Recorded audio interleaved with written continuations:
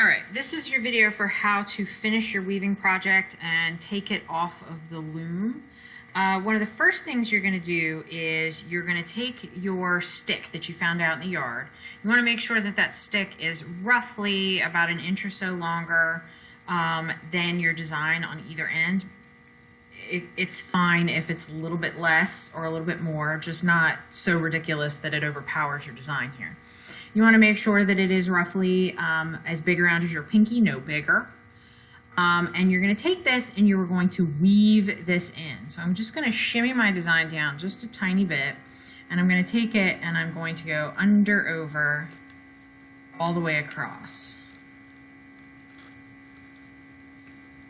Okay.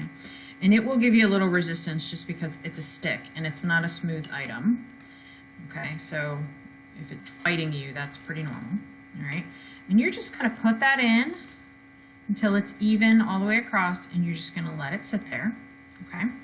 Your next step is to take this entire thing and you're going to flip it over, and you're going to find on the back that you have your cotton strings that are across the back here all the way.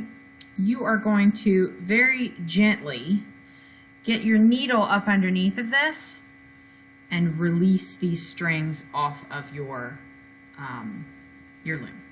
Okay. Now, this could be very difficult. Okay.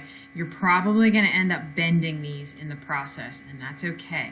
What you don't want to happen, you don't want to break this string at all.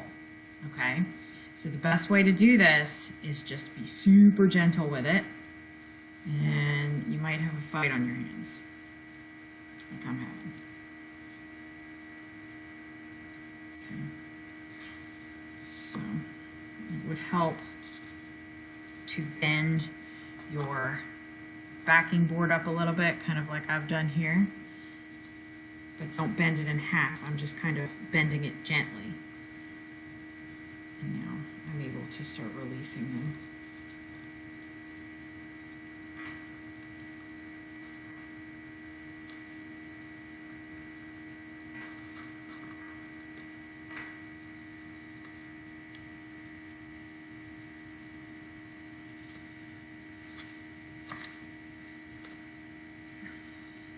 Get a hold of it. Alright, so now I've taken them all off the bottom and I've flipped my design back over. At this point, what you're going to do is you're going to shimmy your entire design downward. And what I'm trying to do is I'm shimmying this down so that it rests against those pieces that I just released on the back of my design. It's resting taut against those. So that's all I'm doing is I'm just shimmying my design down very gently. Do the whole entire design all the way down, nice and tight. Okay. At this point, then what you'll do is you will cut carefully. Can't stress that enough. You're going to cut these. All right.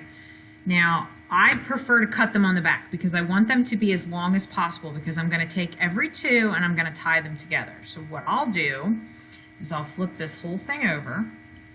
And I am going to slip my scissors up underneath here, and I'm going to cut.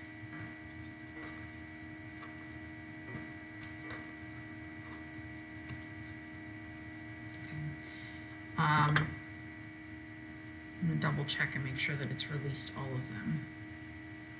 Yes, it should be fine. Okay, so from here, now I'm going to notice it's still kind of holding onto my strings. You don't want to lose track of them. Okay, so what I'm going to do is I'm going to take two of them. Okay, this one's still kind of connected, so I'm going to cut it away. Okay, take two of them, and I'm going to double knot it across my stick at the top. Now I'm not doing this step super tight. I want to make sure that I'm just doing it tight enough that I can get my strings double knotted, okay? But I'm not pulling extra tight so that this design gets all bunched up, because then I'm going to lose my design, okay? Next two, I'm going to take them off and I'm going to tie them together.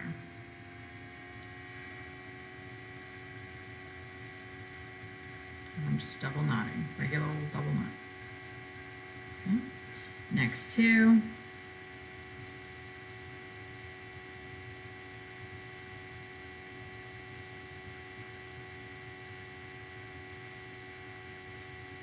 Double knot.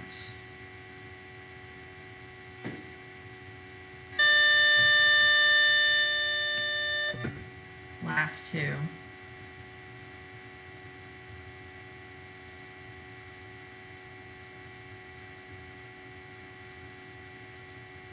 Double knot. Okay, so this is what I have. I'm going to go through and I'm going to cut these tails because they're kind of yucky looking. I'm just snipping them close so that they're not hanging out in space. Okay. Once I have those all cut, then I've got all these strings that I have to deal with. So I'm going to remove my loom. Okay. I'm going to flip my design over onto the back, and I'm going to notice that I have all these little strings kind of hanging in space. And if you remember, as we went through, we did all of these designs and we started in the middle and left a string hanging. The way that you want to tuck these strings, all you're doing is weaving them back in. And weaving them in does not mean what it sounds like it means. What I mean by weaving them in is make them all face downward, okay? Pick up a stitch that's on the back somewhere nearby. I don't know if you guys can see this. I'm going to zoom in a little bit so you can see really close. Okay, so I'm going to pick up a stitch that's nearby the one that's facing down. Okay, and I'm going to force my string in there. Okay, basically I'm just kind of tucking it under. And so get my string in there. Now it's tucked under that one.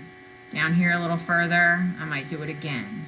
This is just so that they don't flop around on me, and they are hidden on the back, and they're going to stay on the back. Okay, you're going to do that with every one of these strings all the way down.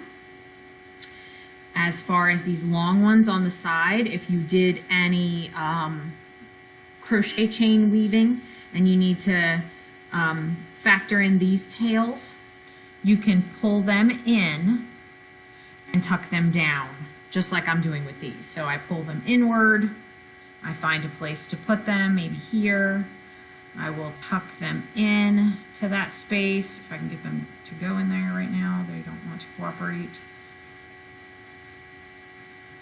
Pull them in, and then tuck them down all the way down.